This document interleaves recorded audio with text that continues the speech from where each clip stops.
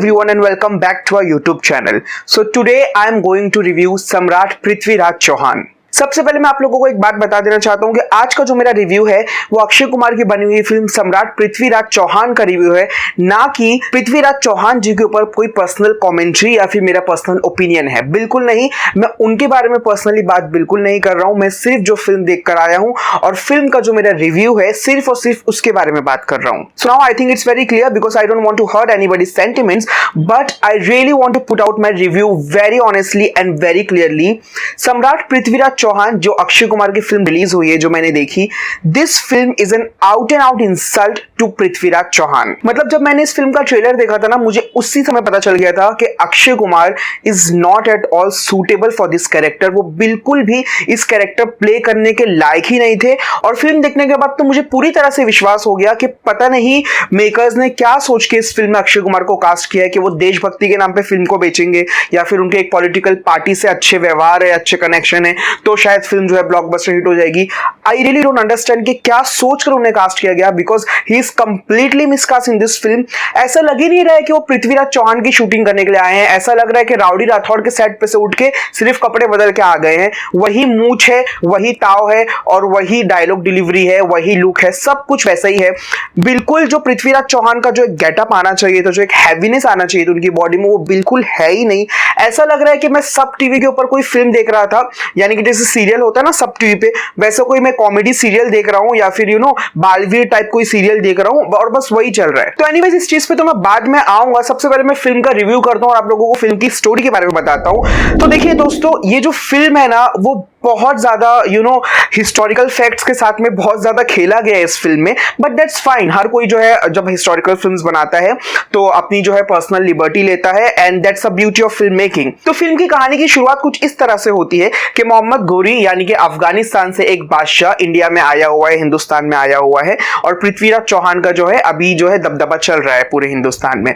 Now the story starts कि उनका जो एक रिश्तेदार है, यानी मोहम्मद घोरी जो यहाँ पे आए हुए हैं, उनका एक रिश्तेदार है, उनका वो भी क्लैरिफाई नहीं किया गया उनका बेटा है या फिर कौन है, सिर्फ ऐसा दिखाया गया कि उनका एक रिश्तेदार है जिसको एक वैश्य से यानी एक नाचने वाली से प्यार है। लेकिन मोहम्मद घोरी इस चीज के खिलाफ है। वो नहीं चाहता कि मेरा कोई रिश्तेदार या फिर जो मेरा कोई पहचान वाला जो है किसी नाचने वाली से संबंध रखे, तो वो उसके साथ में जो है शादी करने से मना कर देता है। तो वो आते हैं पृथ्वीराज चौहान जी को मनाने के लिए कि आप चल के उनसे जंग लड़िए और उन्हें कन्विंस कीजिए कि मैं जो है इस नाचने वाली के साथ रहना चाहता हूं। और अब पृथ्वीराज चौहान जो है वो कन्विंस हो भी जाते हैं और जाते हैं, जंग लेके अपनी पूरी फौज के साथ में लड़ते हैं और मोहम्मद घोरी हार जाता है। ये इनिशियल स्टेज में ये बताया गया है फिल्म में।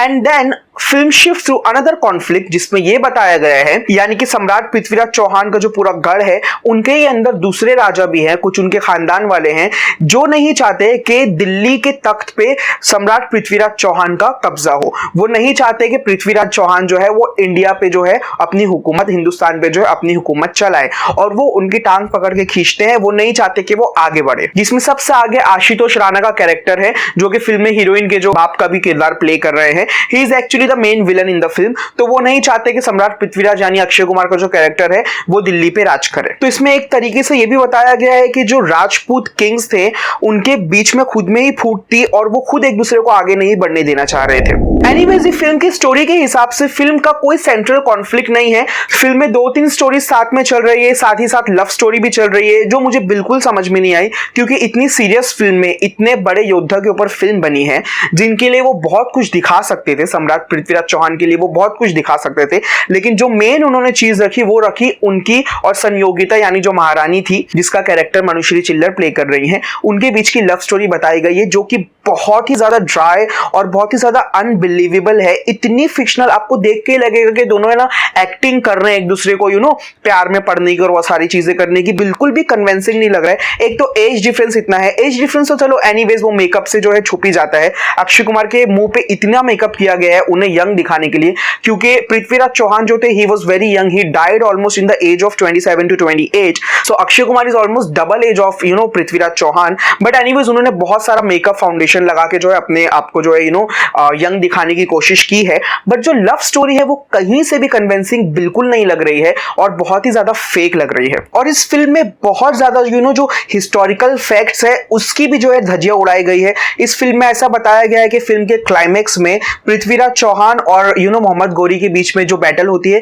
उसमें वो दोनों जो है मतलब पृथ्वीराज चौहान जो है पहले मोहम्मद गौरी को मारते हैं और उनके हाथों पृथ्वीराज चौहान के हाथों जो है मोहम्मद गौरी की जो है हत्या होती है। लेकिन अगर हम हिस्टोरिकल फैक्ट्स को चेक करें तो पृथ्वीराज चौहान जी की जो डेथ हुई थी वो 1192 में हुई थी और मोहम्मद गौरी की जो डेथ हुई थी वो उसके कई सालों के बाद यानी 1206 में हुई थी। तो इस फिल्म का जो क्लाइमैक्स है वो बहुत ही पता नहीं कौन से फैक्ट्स को उन्होंने बताया है, वो उनकी पता नहीं कोई अलग व्हाट्सएप यूनिवर्सिटी होगी जिसमें से उन्होंने सारा डेटा कलेक्ट करके जो इस फिल्म के फैक्ट्स को बनाया था और पता नहीं किसे कन्विंस करने के लिए उन्होंने ऐसा दिखाया है। तो जैसा कि मैंने कहा कि बहुत ज्यादा जो फैक्ट्स की और हिस्टोरिकल फैक्ट्स की धज्जियां उड़ाई गई है, बट देन वो जो स्टार्टिंग में डिस्क्लेमर आ जाता है that this is a fictional story और सारे लिबर्टीज को लेके बनाई गई है, so then it's okay. So this was the main story जो मैंने आपको बताया कि 2-3 कॉन्फ्लिक्ट्स दिखाए गए हैं बट कोई भी सेंट्रल कॉन्फ्लिक्ट नहीं है। अगर मैं कैरेक्टर्स की बात करूं तो सारे ही कैरेक्टर्स जो है ना बहुत ही ड्राई लग रहे हैं। स्पेशली अक्षय कुमार का जो कैरेक्टर है ना वो उसका कोई सर पैर नहीं है। I mean he is not at all capable to play Prithviraj Chauhan, he is just mismatch to another level. किसी हद तक का आपको संजय दत्त और सोनू सूद कन्विंसिंग लगेंगे, वो मुझे एक्चुअली पसंद आए। Sanjay Dutt was brilliant in his role और सोनू सूद भी जो है वो बहुत ज्यादा जो है उन्होंने अच्छे तरीके से जितना भी सोनू सूद को जो है रोल दिया गया है, संजय दत्त को रोल दिया गया है, वो उन्होंने बहुत खूबसूरती से फिल्माया है और वही जो है कुछ कहीं ना कहीं जो है निखर के आते हैं फिल्म में। मनुश्री चिल्लर, oh my God, she is another setback for this film. उनके जो एक्सप्रेशंस है it's like a wooden face, मतलब पूरे मुंह पे उनका एक ही एक्सप्रेशन है पूरी स्टार्ट टू एंड। वो जब डायलॉग बोलती हैं तो भी वही एक्सप्रेशन है, हंसती हैं तो भी वही है, खुश होती है तो भी वही है। और डायलॉग ऐसा जब वो डायलॉग बोलती है मनुश्री चिल्लर एक महारानी के रूप में, तो ऐसा लगता है कि उनके हाथ में एक स्क्रिप्ट दी गई है और स्कूल के स्टेज पे खड़े होकर वो स्पीच दे रही है। मतलब बहुत ही ज्यादा बनावटी लग रही है हर चीज, ऐसा लग रहा है थोपा गया इनके ऊपर, एक्टर्स के ऊपर करने के लिए। फिल्म में 2-3 पॉइंट्स जो है बताने की कोशिश की गई है कि Samrat Prithviraj Chauhan was very feminist, वो औरतों की बहुत ज्यादा कदर करते थे विच इज रियली गुड, और वो जो है औरतों को सम्मान देते थे कि वो अपनी बातें जो है आगे आके रख पाए।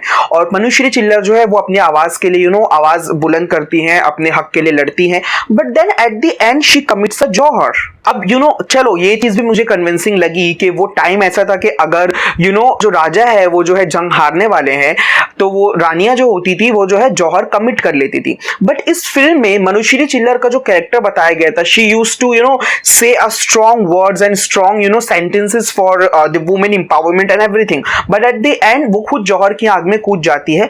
जैसा मैंने कहा वो कन्विंसिंग है क्योंकि उस वक्त ऐसा होता था। तो जो वो एंड का जौहर सीन बताया गया है वो इतना फनी लग रहा है because she is dancing, the heroine Manushi Chhillar Sanyogita का जो कैरेक्टर प्ले कर रही है, she is dancing before committing a jauhar. वो नाचते हुए सारी दासियों के साथ जा रही है, नाचते हुए इन द सेंस वो ये दिखाना चाह रही है कि हमें डर नहीं है और हम जो है वीरता के साथ में जा रहे हैं। बट वो बहुत ऑकवर्ड लग रहा है जब वो उस तरह का ड्रेस पहन के नाचते हुए आग में कूद रही है।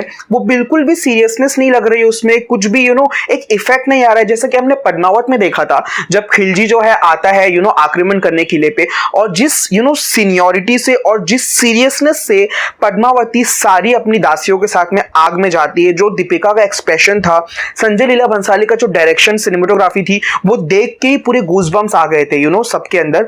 लेकिन यहाँ तो बिल्कुल कन्विंसिंग लग ही नहीं रहा है कि वो आग में कूद रही है एंड जस्ट सेकंड के अंदर ही वो नाचते हुए आती है और आग में कूद जाती है, which was really really funny। और वो इंसल्ट है एक्चुअली, जैसे मैंने कहा स्टार्टिंग में, मैंने कहा था this film is insult to so many legends, क्योंकि वो एक्चुअली इंसल्ट कर रहे हैं ये सारे इंसिडेंट्स की ऐसे इस तरह से फिल्म में दिखाकर। Now coming back to Akshay Kumar part, मुझे बिल्कुल समझ में नहीं आया कि अक्षय कुमार जी ने जो फिल्म है ऑलमोस्ट 45 डेज में रैप अप कर दी। ठीक है चलो आई अंडरस्टैंड, वो एक दिन एक साल में जो है 15 से 20 फिल्में करते हैं तो उनके पास टाइम नहीं है, तो उन्हें क्या करना है, अपने को क्या है, अपने को सिर्फ पानी निकालना है। वो सिर्फ सेट पे आते हैं, अपनी शिफ्ट कंप्लीट करके चले जाते हैं। यहां तक का मूछे भी उन्होंने नकली लगाई है।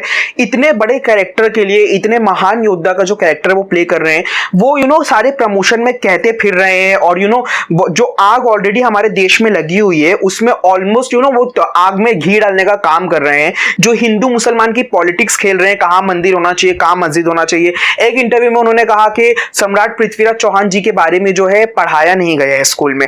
मैं पूछना चाहता हूं भाई कौन सी स्कूल स्कूल में पढ़े हो क्या? कनाडा की स्कूल में पढ़ के आए हो आप? किसके बारे में? उन्होंने कहा कि सिर्फ इन्वेडर्स के बारे में पढ़ाया जा रहा है। भाई जिस स्कूल में मैं पढ़ा हूं ना, मुझे बिल्कुल पढ़ाया गया था पृथ्वीराज चौहान जी के बारे में। He was a war scientist, he used to बहुत ज्यादा स्ट्रेटेजिस्ट थे। उनकी जो वॉर स्ट्रेटेजी होती थी वो बहुत फेमस थी कि किस तरह से हर चीज को इंसॉम्बल करना है, कैसे लोग कहां पे खड़े होंगे वॉर के वक्त पे, और जो पूरी रणनीति होगी, पूरी राजनीति होगी, वो वॉर में किस तरह से होगी और किस तरह से जो है अपने दुश्मन को मार गिराना है। ये सारी चीजें जो है नहीं बताई गई। उनकी जो स्ट्रेटेजी थी वो नहीं बताई गई। उनका जो एक अकलमंदी थी, जो वॉर में जो सारे इक्विपमेंट्स को वो यूज करते थे, वो नहीं बताया गया। उसके अलावा जो आज की जो पॉलिटिक्स चल रही है हमारे देश में, जो कि डिवाइड कर रही है लोगों को मजहब के नाम पे, वो चीज पे ज्यादा ध्यान दिया गया है पृथ्वीराज इस मूवी में अक्षय कुमार की। और जो मुझे दिख रहा है कि उनकी जो पर्सनल पॉलिटिक्स है वो कहीं ना कहीं इस फिल्म में भी झलक रही है। But I am really sorry to say, Prithviraj Chauhan जो है ऑलमोस्ट 100 करोड़ से भी ज्यादा के बजट में बनी है और पहले दिन इसे तकरीबन सिर्फ 9 से 10 करोड़ की ओपनिंग लगी है। ये अपना कॉस्ट भी कवर नहीं कर पाएगी। This film will wrap up under 50 crore as a lifetime business, which will be disaster. और ये फिल्म का फाइनल वर्डिक्ट जो है वो फ्लॉप ही होने वाला है। तो आई थिंक अक्षय कुमार जो है ना, वो अभी कंगना रनौत की लाइन पे चल रहे हैं। कंगना रनौत भी जो है बहुत अच्छे एक्ट्रेस हैं, बट जो पॉलिटिकल कमेंट्री वो करने लगी हैं और जिस तरह से वो डिवाइड और सारे झगड़े लगा रही हैं, अब उनकी फिल्मों का क्या हाल हो रहा है वो समझ में आ रहा है लोगों को, क्योंकि लोग जो है वो बेवकूफ नहीं है।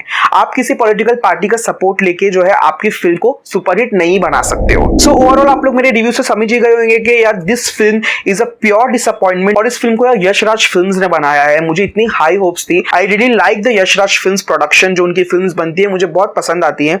But this film was a major disappointment to all the level. This film was a big big big big disappointment. अगर आप लोगों ने फिल्म देखी है और आप लोगों की फिल्म के बारे में क्या राय है वो कमेंट सेक्शन में मेंशन करके जरूर बताइएगा। वीडियो के अंत में मैं हर बार की तरह आप लोगों से रिक्वेस्ट करूंगा कि अगर आप लोगों ने अभी तक हमारे चैनल को सब्सक्राइब नहीं किया है तो प्लीज हमारे चैनल को सब्सक्राइब कर दीजिए, बेल आइकन दबा दीजिए ताकि आप लोगों को नेक्स्ट वीडियो का अपडेट मिल जाए। Thank you so much and love you all.